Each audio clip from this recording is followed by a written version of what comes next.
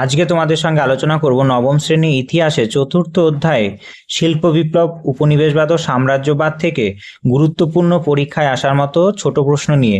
এর আগে আমরা আলোচনা করেছি বড় প্রশ্ন 2 নম্বরের, 4 নম্বরের এবং 8 নম্বরের। আজকে ছোট প্রশ্ন আলোচনা করব, যে চ্যাপ্টারটা তোমাদের সেকেন্ড ইউনিট টেস্ট পরীক্ষায় আছে। প্রথম প্রশ্ন, সর্বপ্রথম শিল্প বিপ্লব শব্দটি ব্যবহার করেছিলেন কে? উত্তর, অগাস্ট ব্ল্যাঙ্কি। আর 1799 সালে ফরাসি অর্থনীতিবিদ অগাস্ট ব্ল্যাঙ্কি প্রথম শিল্প বিপ্লব শব্দটি প্রচলন করেন। পরবর্তীতে আর্নল্ড টয়েনবি এটি জনপ্রিয় করেছিলেন। অর্থাৎ তোমাদের কি দেখাচ্ছি, যে প্রশ্নের উত্তর বলার সঙ্গে সঙ্গে ব্যাখ্যা, প্রশ্নটার উত্তর আর কি ভাবে হতে পারে এবং এর সঙ্গে আরো কোনো প্রশ্ন আসতে পারে কিনা সেইটাও একটা প্রশ্ন আলোচনার মাধ্যমে তোমরা পেয়ে যাচ্ছ। অর্থাৎ প্রশ্নের খুব সুন্দর একটা করে ব্যাখ্যা আছে, যা তোমাদের প্রস্তুতি আরো সহজ করবে। 2, বিশ্বের প্রথম শিল্প বিপ্লব কোথায় ঘটেছিল? ইংল্যান্ডে। পর্যাপ্ত মূলধন, সস্তা শ্রম, কয়লা, লোহার সহজলভ্যতা এবং রাজনৈতিক স্থিতিশীলতার কারণে অষ্টাদশ শতকের দ্বিতীয়ার্ধে প্রথম ইংল্যান্ডেই শিল্প বিপ্লব শুরু হয়েছিল। 3 নম্বর, ইন্ডাস্ট্রিয়াল রেভলিউশন বইটির রচয়িতাকে? উত্তর, আর্নল্ড টয়েনবি। 1884 সালে প্রকাশিত টয়েনবির lectures on the industrial revolution in England গ্রন্থটির মাধ্যমে শিল্প বিপ্লব ধারণাটি সর্বসাধারণের কাছে পরিচিত হয়। 4 নম্বর প্রশ্ন, কমিউনিস্ট ম্যানিফেস্টো কত সালে প্রকাশিত হয়েছিল? 1848 সালে প্রকাশিত হয়েছিল। কার্ল মার্কস এবং ফ্রেডরিক এঙ্গেল যৌথভাবে বৈজ্ঞানিক সমাজতন্ত্রের ভিত্তি হিসাবে কমিউনিস্ট ম্যানিফেস্টো প্রকাশ করেছিল। 5, উদ্বৃত্ত মূল্য তত্ত্বটি জনককে? উত্তর, কার্ল মার্কস। উদ্বৃত্ত মূল্য তত্ত্বটির জনক। কার্ল মার্কসের মতে শ্রমিকের প্রকৃত উৎপাদিত মূল্য এবং তারা যা মজুরি পায় তার পার্থক্যই হলো উদ্বৃত্ত মূল্য, যা পুঁজিপতিরা গ্রাস করে। 6 নম্বর, সুয়েজ খাল কত সালে চলাচলের জন্য উন্মুক্ত করা হয়েছিল? 1869 সালে। 1869 সালে সুয়েজ খাল উন্মুক্ত হওয়ায় ইউরোপ থেকে ভারতে এবং এশিয়ার যাতায়াতের পথ হাজার হাজার মাইল কমে গেছিল। 7 নম্বর, সুয়েজ খালের খননের কাজ কার নেতৃত্বে পরিচালিত হয়েছিল? উত্তর, ফার্দিনান্দ দা লিপসে। ফরাসি প্রকৌশল ফার্দিনান্দ দা লিপসে সুয়েজ খাল খনন প্রকল্পের মূল রূপকার ছিলেন। 8 নম্বর, অন্ধকারচ্ছন্ন মহাদেশ নামে পরিচিত ছিল কোনটি? উত্তর, আফ্রিকা মহাদেশ। কারণ ভৌগোলিক দুর্গমতা ও বিশ্ববাসীর অজানা থাকার কারণে ঊনবিংশ শতাব্দীর মাঝামাঝি পর্যন্ত আফ্রিকাকে অন্ধকারচ্ছন্ন মহাদেশ বলা হতো। 9 নম্বর প্রশ্ন, আফ্রিকা ব্যবচ্ছেদ সংক্রান্ত বার্লিন সম্মেলন কবে অনুষ্ঠিত হয়েছিল? 1884 থেকে 85 সালে।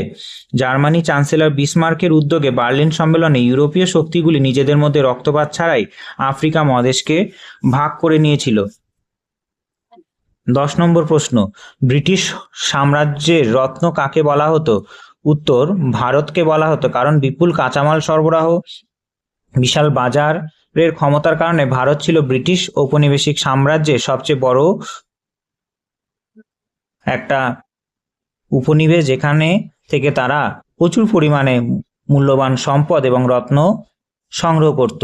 11 নম্বর প্রশ্ন, সেফটি ল্যাম্প কে আবিষ্কার করেছিল? উত্তর, হামফ্রে ডেভি সেফটি ল্যাম্প আবিষ্কার করেছিল। 1815 সালে হামফ্রে ডেভি সেফটি ল্যাম্প আবিষ্কার করেন, যা খনিগর্ভে শ্রমিকদের নিরাপত্তার কাজে ব্যবহৃত হতো। 12, বাষ্পীয় ইঞ্জিন কে আবিষ্কার করেছিল? উত্তর, জেমস ওয়াট বাষ্পীয় ইঞ্জিন আবিষ্কার করেছিল। 1769 সালে জেমস ওয়াট বাষ্পীয় ইঞ্জিন আবিষ্কার করেন, যা শিল্প বিপ্লবের গতি বহুগুণ বাড়িয়ে দিয়েছিল। 13, উগ্র জাতীয়তাবাদ বা প্রথম বিশ্বযুদ্ধের মূল কারণ ছিল তা প্রকাশ পায় অন্ধ অহংকারী দেশপ্রেমে। অর্থাৎ উগ্র জাতীয়তাবাদ বলতে বোঝায় শুধুমাত্র নিজের দেশটাই শ্রেষ্ঠ, অন্য দেশকে অশ্রেষ্ঠ ভাবা হতো। নিজের দেশকে শ্রেষ্ঠ, অন্য দেশকে ঘৃণার চোখে দেখার উগ্র মানসিকতাই হলো উগ্র জাতীয়তাবাদ, যা বিশ্বযুদ্ধ ডেকে এনেছিল। 14, ত্রিশক্তি মৈত্রী কত সালে গঠিত হয়েছিল? 1882 সালে ত্রিশক্তি মৈত্রী গঠিত হয়েছিল। জার্মান, অস্ট্রিয়া, হাঙ্গেরি এবং ইতালিকে নিয়ে 1882 সালে ত্রিশক্তি মৈত্রী গঠিত হয়। 15, ত্রিশক্তি আতাত কত সালে গঠিত হয়েছিল? 1907 সালে ত্রিশক্তি আতাত গঠিত হয়। ফ্রান্স, রাশিয়া এবং ব্রিটেনকে নিয়ে 1907 সালে এটি গঠিত হয়েছিল। 16, প্রথম বিশ্বযুদ্ধ কবে শুরু হয়েছিল? 1914 সালের 28 জুলাই প্রথম বিশ্বযুদ্ধ শুরু হয়েছিল। অস্ট্রিয়ার যুবরাজ আর্চডিউক ফ্রাঙ্কো ফার্দিনান্ডকে হত্যাকাণ্ডের 1 মাস পর 28 জুলাই 1914 সালে অস্ট্রিয়া সার্বিয়ার বিরুদ্ধে যুদ্ধ ঘোষণা করলে প্রথম বিশ্বযুদ্ধ শুরু হয়? 17 সেরাজেভো হত্যাকাণ্ড কে ঘটিয়েছিল? উত্তর গ্যাব্রিয়েল প্রিন্সেপ। ব্ল্যাক হ্যান্ড নামক এক সার্বীয় সন্ত্রাসবাদী দলের সদস্য গ্যাব্রিয়েল প্রিন্সেপ আর্চডিউক ফ্রাঙ্কো ফার্দিনান্ডকে ও তার স্ত্রী সোফিয়াকে গুলি করে হত্যা করেছিল। 18 নম্বর প্রশ্ন, ঘেটো শব্দটি মূলত নির্দেশ করে কোন জায়গাটা? শহরের একটি নির্দিষ্ট বা পৃথক বসতি অঞ্চলকে নির্দেশ করে। শিল্প বিপ্লবের সময় শ্রমিকদের জন্য শহরের একপাশে তৈরি নোংরা, ঘিঞ্জি ও পৃথক অবহেলিত বাসস্থানকে ঘেটো বলা হতো। 19 কাল্পনিক সমাজতন্ত্রের একজন প্রবক্তা ছিলেন কে? সাঁ-সিমো, রবার্ট ওয়েন এবং চার্লস ফুরিয়ের কাল্পনিক সমাজতন্ত্রের প্রবক্তা ছিলেন, যাদের চিন্তা বাস্তবে রূপ পায়নি। 20 প্যারিস কমিউন কত সালে গঠিত হয়েছিল? উত্তর 1871 সালে প্যারিস কমিউন গঠিত হয়েছিল। 1871 সালে প্যারিসের শ্রমিক ও বিপ্লবী জনগণ নিজেদের শাসন প্রতিষ্ঠার জন্য বিপ্লবী সরকার প্যারিস কমিউন গঠন করে। 21 ফ্যাক্টরি প্রথা বলতে কি বোঝায়? উত্তর এক ছাদের তলায় যন্ত্রের সাহায্যে গণ উৎপাদন অর্থাৎ প্রচুর পরিমাণে উৎপাদন হতো যন্ত্রের সাহায্যে, সেটাকেই বলা হয় ফ্যাক্টরি প্রথা। কলকারখানা ও ফ্যাক্টরিতে ক্যাপিটাল ও আধুনিক যন্ত্র বসিয়ে বড় আকারের পণ্য উৎপাদনের ব্যবস্থাকেই ফ্যাক্টরি প্রথা বলা হতো। 22 মুক্তদান নীতি কে ঘোষণা করেছিল? মুক্তদান নীতি ঘোষণা করেছিল জন হে। 1899 সালে মার্কিন পররাষ্ট্র সচিব জন হে চীনে সকলের সমান বাণিজ্য অধিকারের জন্য মুক্তদান নীতি ঘোষণা করেছিল।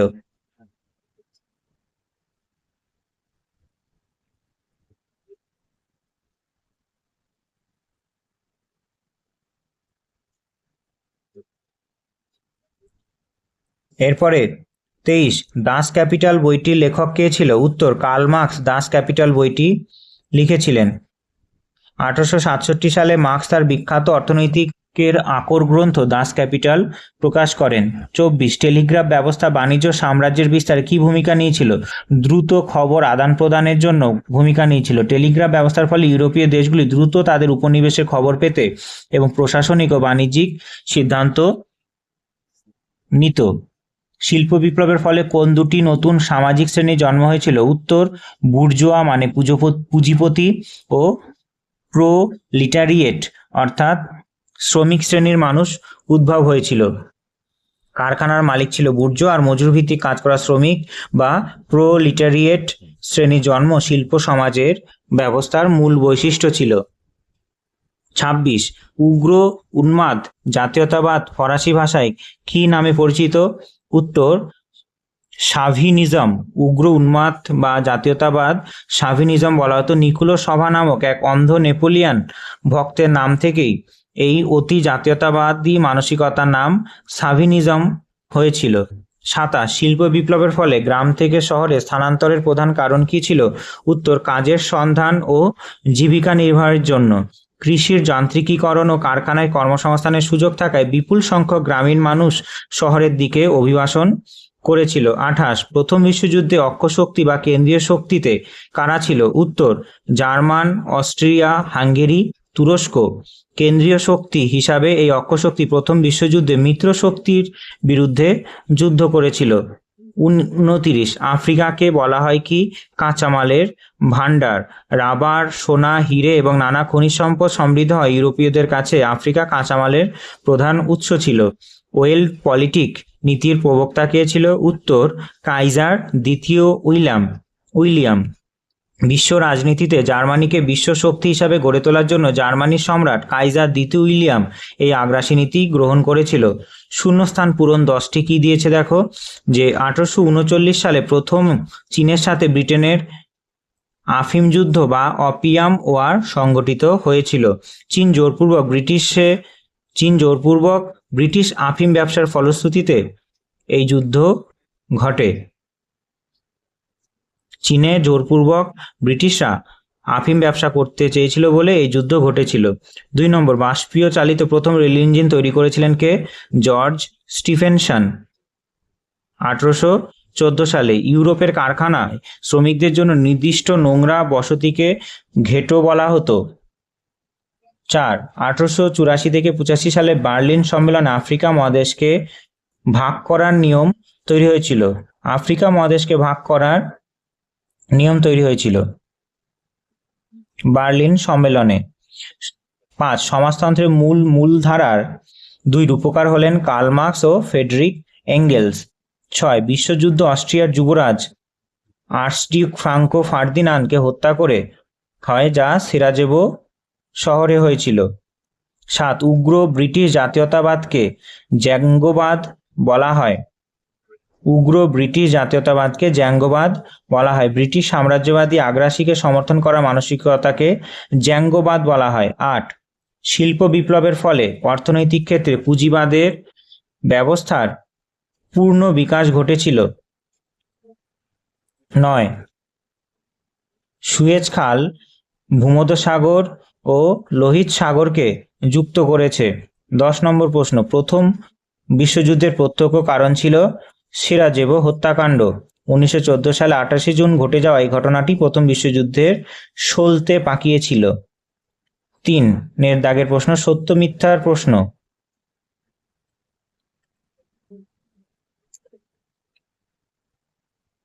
1 ইংল্যান্ডকে বিশ্বের কারখানা বলা হতো। সত্য, কারণ বিশ্বের প্রধান শিল্প উৎপাদন কেন্দ্র হিসাবে ইংল্যান্ড এই খেতাব পেয়েছিল। ফ্লাইং শাটল আবিষ্কার করেছিল জেমস ওয়াট। মিথ্যে, কারণ ফ্লাইং শাটল ছিল উড়ান্তমাকু, আবিষ্কার করেন জন কে। 3 কার্ল মার্কস ছিলেন কাল্পনিক সমাজতন্ত্রের সমর্থক। মিথ্যা, না, কার্ল মার্কস ছিলেন বৈজ্ঞানিক সমাজতন্ত্রের প্রতিষ্ঠাতা। 4 প্রশ্ন, শিল্প বিপ্লবের পর নারীদের কর্মসংস্থান ও সামাজিক ভূমিকা বৃদ্ধি পেয়েছিল। উত্তর সত্য হবে, কারণ কারখানায় স্বল্প মজুরিতে নারী ও শিশুদের প্রচুর পরিমাণে নিয়োগ করা হতো। 5 1869 সালে সুয়েজ খাল উন্মুক্ত করা হয়। সত্য, সুয়েজ খাল এই বছরেই নৌ চলাচলের জন্য আনুষ্ঠানিকভাবে খোলা হয়েছিল। 6 শূন্যস্থান, প্রথম বিশ্বযুদ্ধে ইতালি শুরু থেকে জার্মানির পক্ষে যুদ্ধ করেছিল। মিথ্যা, ইতালি শুরুতে নিরপেক্ষ থাকলে 1915 সালে গোপন চুক্তির মাধ্যমে মিত্র শক্তিতে যোগ দিয়েছিল। 7 নম্বর, কাইজার দ্বিতীয় উইলিয়ামের নীতির নাম ছিল শান্তিবাদ। মিথ্যা, তার নীতি ছিল আগ্রাসী সাম্রাজ্যবাদী নীতি, যাকে ওয়েল্ড পলিটিক বলা হয়।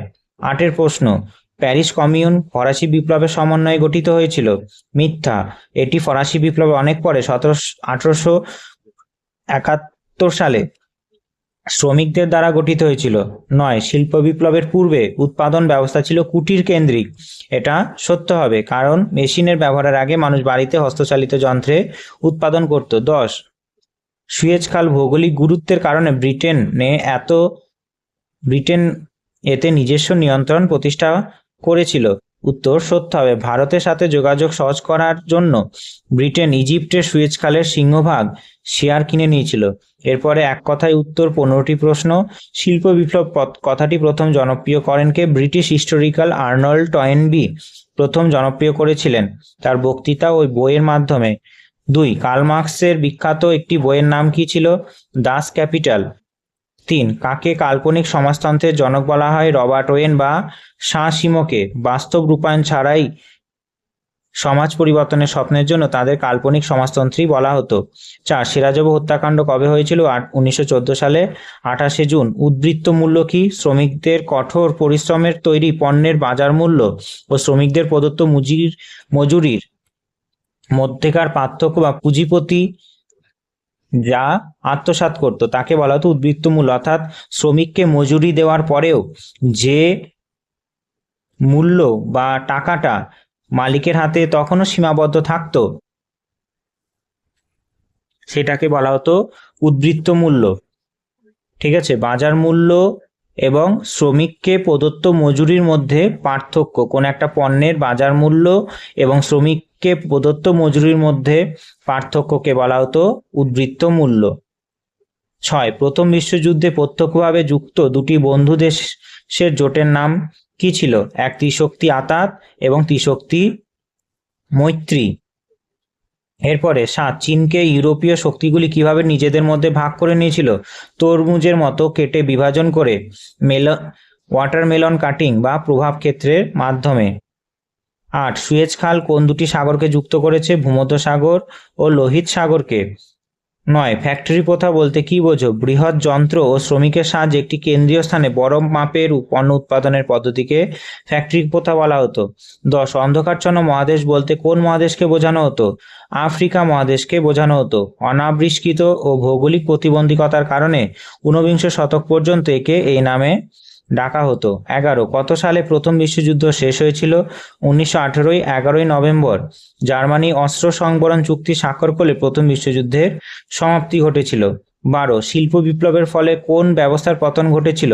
সমাজতান্ত্রিক অর্থনৈতিক প্রথা বা কুটির শিল্পের পতন ঘটেছিল। 13 ব্ল্যাক হ্যান্ড কি ছিল? সার্বিয়ার একটি গোপন উগ্রবাদী জাতীয়তাবাদী সন্ত্রাস গোষ্ঠী ছিল ব্ল্যাক হ্যান্ড। এই দলের সদস্যই অস্ট্রিয়ার যুবরাজকে হত্যা করেছিল। 14 টেলিগ্রাফ প্রযুক্তি ঔপনিবেশিক শাসনে কি ভূমিকা রাখে? প্রশাসনিক নিয়ন্ত্রণ জোরদার করে, দ্রুত খবর আদান প্রদানে সাহায্য করে। সাভিনিজম কি? উগ্র এবং অন্ধ জাতীয়তাবাদকে বলা হতো সাভিনিজম। নিজ দেশকে অন্ধভাবে শ্রেষ্ঠ মনে করা এবং অন্য দেশের প্রতি ঘৃণা পোষণ করাকেই সাভিনিজম বলা হয়। অর্থাৎ আমাদের চতুর্থ অধ্যায় সমস্ত প্রশ্ন হয়ে গেল। এই প্রশ্নগুলো যদি দেখে যাও অবশ্যই পরীক্ষাতে এর মধ্য থেকেই কমন পাবে, এটাই আমার বিশ্বাস। তাই ভিডিওটা একবার না হলে দুবার দেখে কমপ্লিট করে নিও প্রশ্নগুলো। দেখা হচ্ছে পঞ্চম অধ্যায়ের প্রশ্নপত্র নিয়ে। ততক্ষণ ভালো থেকো। জয় হিন্দ, জয় ভারত।